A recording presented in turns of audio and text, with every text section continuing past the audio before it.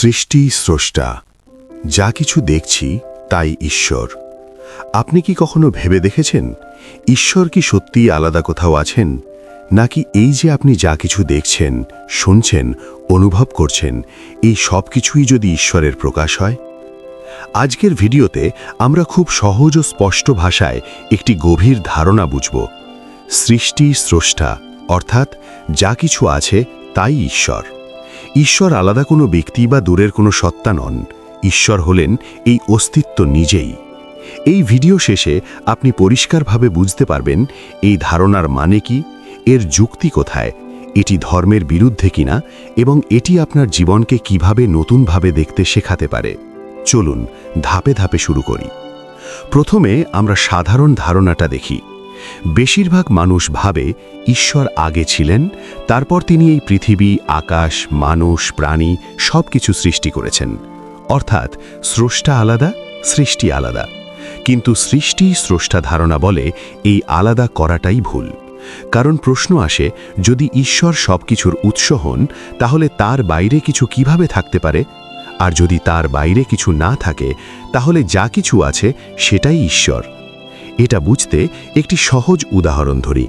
সমুদ্র থেকে ঢেউ ওঠে। ঢেউ কি সমুদ্র থেকে আলাদা কিছু? না, ঢেউ সমুদ্রেরই রূপ। ঠিক তেমনি এই আকাশ, বাতাস, মানুষ, প্রাণ, সময়, অনুভূতি সবই ঈশ্বরের রূপ। ঈশ্বর আলাদা কোথাও নন, তিনি প্রকাশিত হয়েছেন এই সৃষ্টির মধ্যেই। এই জন্যই বলা হয় সৃষ্টি স্রষ্টা। এখন আপনি হয়তো ভাবছেন, তাহলে কি গাছ, পাথর, মানুষ সবই ঈশ্বর? এই প্রশ্নের উত্তর খুব সরাসরি হ্যাঁ, এই ধারণা তাই বলে। কিন্তু এর মানে এই নয় যে আমরা গাছকে মানুষ বানাবো বা মানুষকে পাথর বানাবো। এর মানে হলো সব কিছুর ভেতরে একই অস্তিত্ব কাজ করছে, একই বাস্তবতা বিভিন্ন রূপে প্রকাশ পাচ্ছে। যেমন একই বিদ্যুৎ ফ্যান ঘোরায়, বাল্ব জ্বালায়, ফ্রিজ চালায়। কাজ আলাদার কিন্তু শক্তি এক।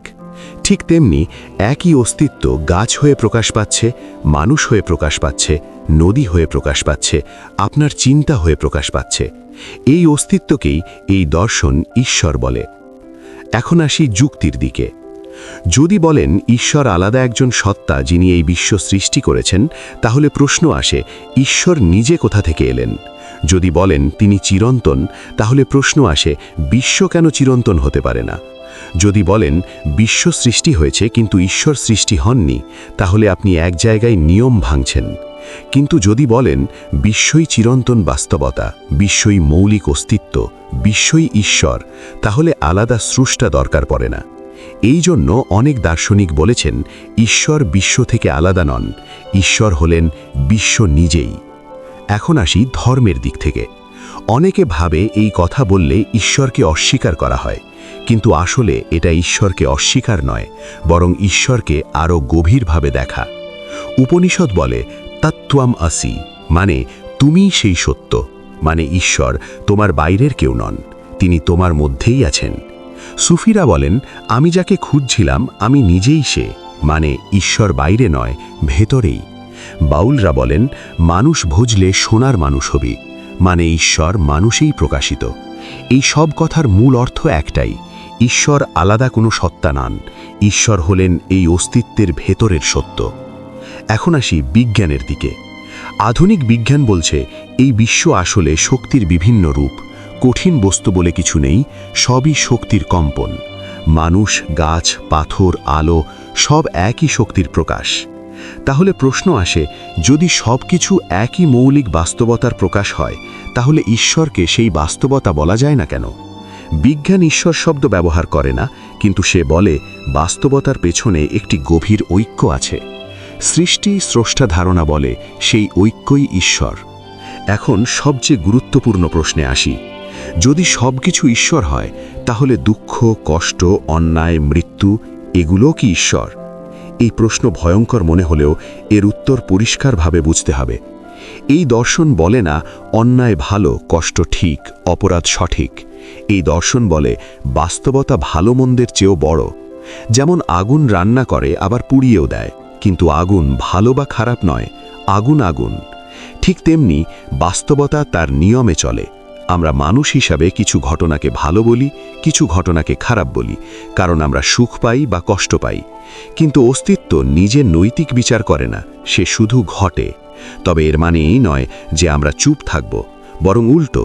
যদি সব কিছুতেই ঈশ্বর থাকেন, তাহলে প্রতিটি মানুষ, প্রতিটি প্রাণ, প্রতিটি কষ্ট আরও মূল্যবান হয়ে যায়। কারো ক্ষতি করা মানে অস্তিত্বেরই ক্ষতি করা, কারো উপকার করা মানে ঈশ্বরেরই সেবা করা। এখন আসি জীবনের ব্যবহারিক দিকটায়। যদি আপনি বিশ্বাস করেন ঈশ্বর আলাদা কোথাও আছেন, তাহলে ঈশ্বরকে খুঁজবেন মন্দিরে, মসজিদে, গির্জায়, পাহাড়ে, নির্জনে। কিন্তু যদি আপনি বিশ্বাস করেন যা কিছু আছে তাই ঈশ্বর, তাহলে ঈশ্বরকে খুঁজতে আপনাকে কোথাও যেতে হবে না। আপনি ঈশ্বর দেখবেন সূর্যের আলোতে, মায়ের চোখে, শিশুর হাসিতে, ক্লান্ত মানুষের নিঃশ্বাসে, নিজের ভেতরের ভয় ও আশা, সব কিছুর মধ্যেই। আপনার দৈনন্দিন জীবনই হয়ে উঠবে উপাসনা। এখন প্রশ্ন আসে, এই ধারণা কি ঈশ্বরকে ছোট করে দেয়? না, বরং এটি ঈশ্বরকে সীমাহীন করে দেয়। যদি ঈশ্বর আলাদা কোথাও থাকেন, তাহলে তিনি সীমাবদ্ধ হয়ে যান, এক জায়গায়, এক রূপে, এক কল্পনায়। কিন্তু যদি ঈশ্বর হন এই পুরো অস্তিত্ব, তাহলে তিনি অসীম, অব্যাখ্যাজ্য, সর্বত্র। তখন ঈশ্বর কোনো ছবিতে বন্দী থাকেন না, কোনো ভাষায় ধরা দেন না, কোনো সংজ্ঞায় সীমাবদ্ধ হন না। তখন ঈশ্বর হন এই মুহূর্তের বাস্তবতা। এখন একটি গভীর কথা বলি। এই ধারণার উদ্দেশ্য ধর্ম ভাঙা নয়, বিশ্বাস নষ্ট করা নয়, ঈশ্বরকে অস্বীকার করা নয়। এই ধারণার উদ্দেশ্য ঈশ্বরকে দূর থেকে কাছে আনা, মৃত্যুর পরে থেকে এখনেতে আনা, আকাশ থেকে মাটিতে নামানো, যাতে আপনি ঈশ্বরকে খুঁজতে গিয়ে জীবন হারিয়ে ফেলবেন না, বরং জীবনকেই ঈশ্বর হিসাবে দেখতে শেখাতে। যাতে আপনি বুঝতে পারেন আপনার প্রতিটি নিঃশ্বাস, প্রতিটি অনুভূতি, প্রতিটি মুহূর্ত একটি পবিত্র বাস্তবতার অংশ। আর তখন ঈশ্বর আর বিশ্বাসের বিষয় থাকেন না, তিনি হয়ে ওঠেন অনুভবের বিষয়। অডিওটি ভালো লাগলে লাইক করুন এবং কমেন্টে আপনার মতামত জানান পরবর্তী অডিও কোন টপিকের ওপর শুনতে চান। আর নতুন কিছু জানতে ভয়েস অফ ফিলসফি চ্যানেলটি সাবস্ক্রাইব করে আমাদের সাথে থাকুন। অডিওটি শেষ পর্যন্ত শোনার জন্য আপনাকে অসংখ্য ধন্যবাদ।